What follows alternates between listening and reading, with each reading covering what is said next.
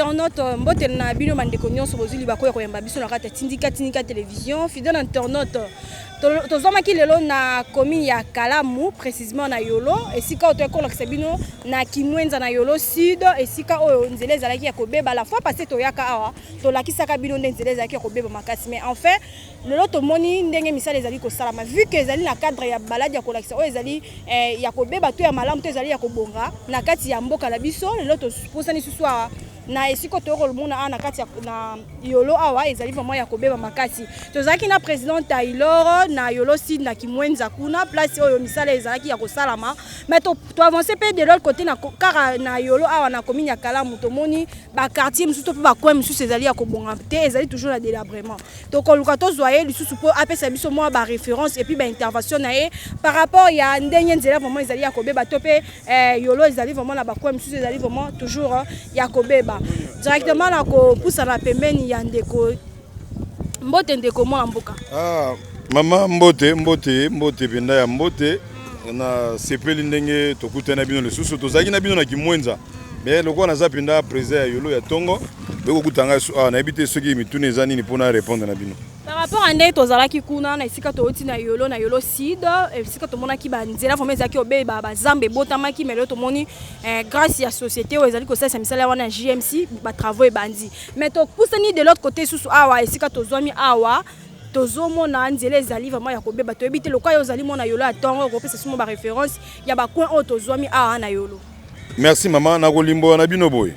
place oyo tokutanaki na bino ezali toujours Yolo Sud mbole ezali kaka na kati ya Yolo Sud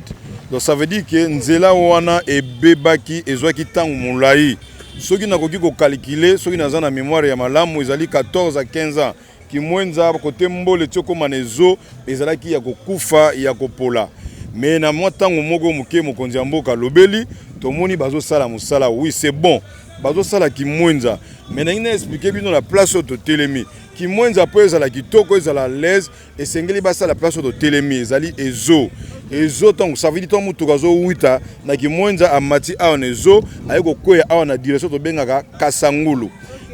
o bozoko mona esuki awa te Kasangulu abandi na Kikwiti Kasangulu akei kaka boeti na Bongolo menzela oyo nyonso eza ya kobeba ba musuba yebe na kombo ya Mundelengulu ezali quartier oyo musicien moko songolo abwaka yango oyo abe changer donc nzela oyo ya Kasangulu ezali ya kobeba soki babongisi Kimwenza babongisi Kasangulu te bayeba keloko moko ezate ndenge baosala Kimwenza fo babongisa ezo babongisi Kasangulu wana tokopema mwa muke pona Yolo po banzela ya kitoko ezate ona wiko limbo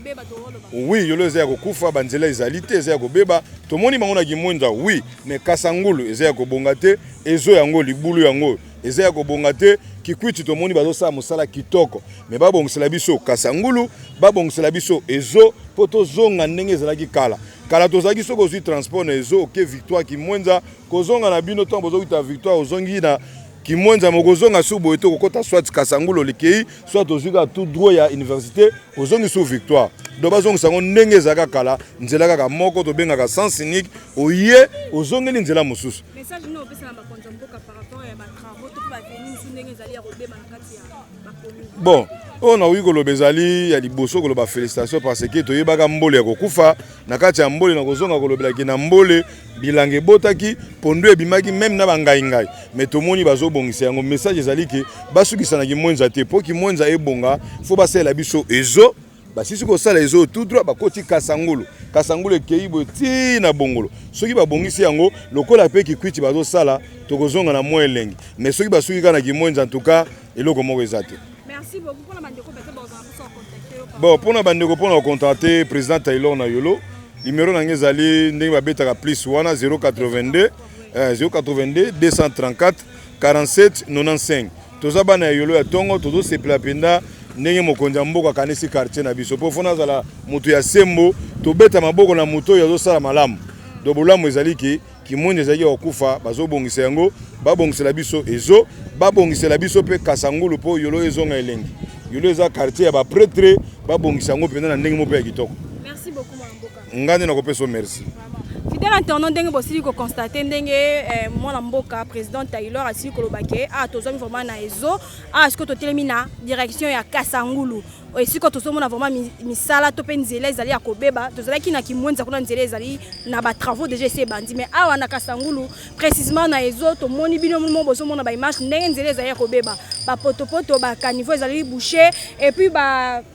banzela vraiment ezali ya kobeba makasi libulu ezali makasi donc on espère bien que ndenge babandi na kimwenza awa pe bakosalela biso to pe bakosala nzela ndenge basali kuna de l'autre côté ba remerciement ils ont toujours na ba kolo chaîne na kombo ya Papi Kelina Rifin qui sombe na bosante mon vieux Lucas tel Jésus na 4 à Londres maman Jenda ya Kaembe futur député na 2023 ba mbote sike zomi maman continue toujours na kosala bolambo efutaka bolambo pour la rater na bosante ça na ngami mawetu maman la Didi girl donc fidèle internaute tokoyaka toujours pona kolakisa bino ba travaux ndenge ezali kosalama awa na kati ya mboka na biso na kati ya Nguba Kinshasa pona kolakisa bino o ezali malamu to ezali mabe toko souhaiter toujours à Kinshasa ezonga kila belo to yebaka na kala enfin que elata lisu encore lele o ezali ya sika donc Kinshasa la belle et kosala biso vraiment kitoko makasi. Je vous laisse suivre les images et puis on se retrouve tout juste après.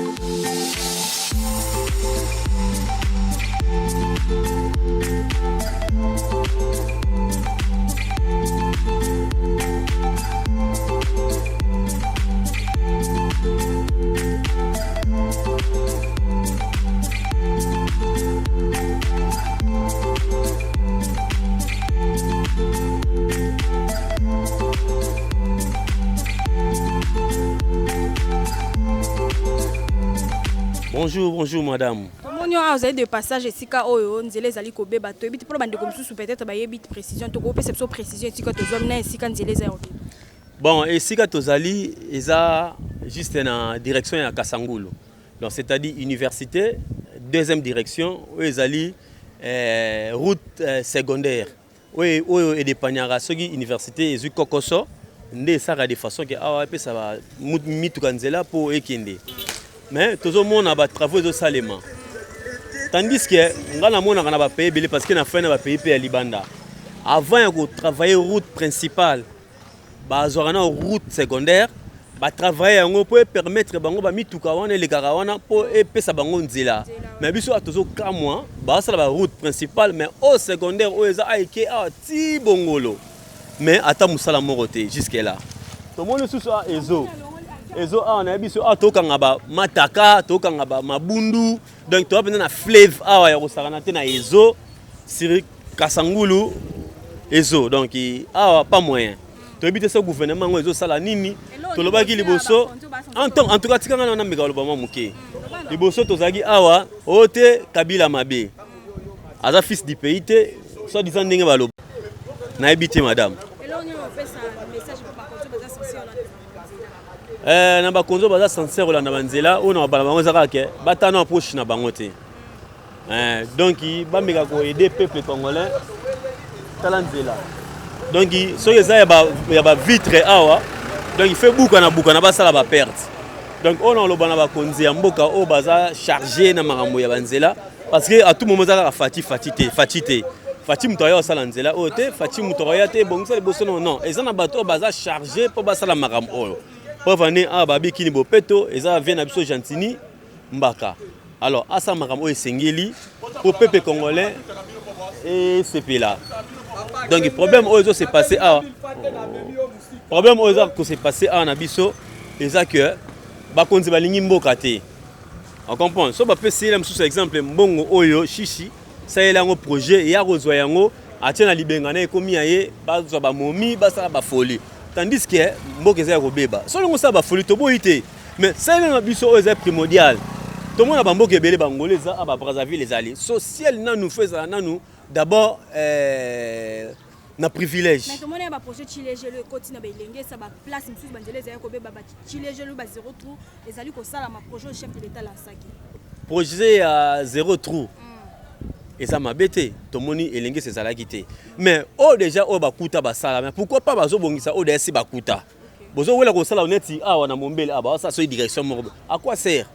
Mais aussi longtemps nzela o ezali principal, les a ko aider ceux université Koufi, yango eza ko aider. Ba na ba meka bongisa la biso awa parce que Belgique sali la biso biloko bien bon peut pas continuer ko bongisa. Hein na place to baragano Kabila zaki mona mboka te, bazuye ba bete chikote. À la prochaine fois, avant Iba, il faut asala nanu o esengeli d'abord. On comprend. Donc il m'a rambozo ba projet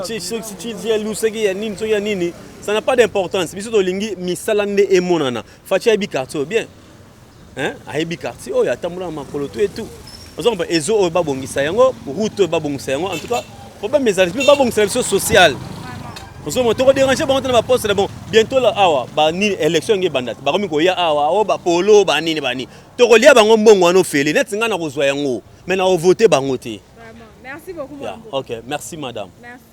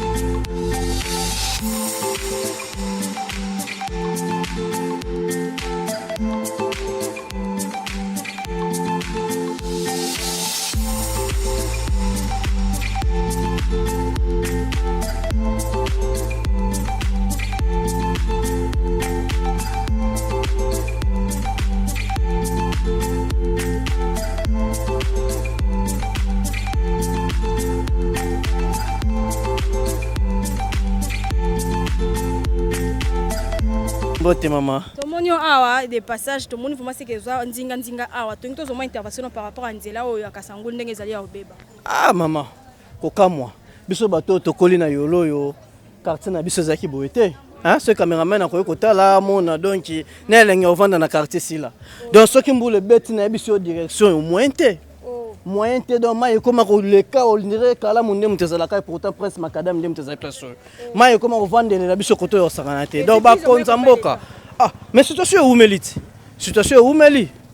To women na situation déjà plus de 5 ans en déjà donc avenue au Kasangulu batala ngote poteza grande route mon principal de route bandati ba bongolo kunati ole kaboeti na kumakala na kikwiti donc tant ba ça kikwiti ba penser biso peso ba penser biso pe route oyo ya Kasangulu oyo pour eza les seules routes oyo ba tous ceux qui mwenza za na embouteillage et université ça eza na embouteillage ba ka côté la boy mais tala ba condition ba ka ngo so continuer ko leka kana ba condition oyo donc boye kutu boye pombule betite pour so mbule beti awa eza ka somo yo sakanate donc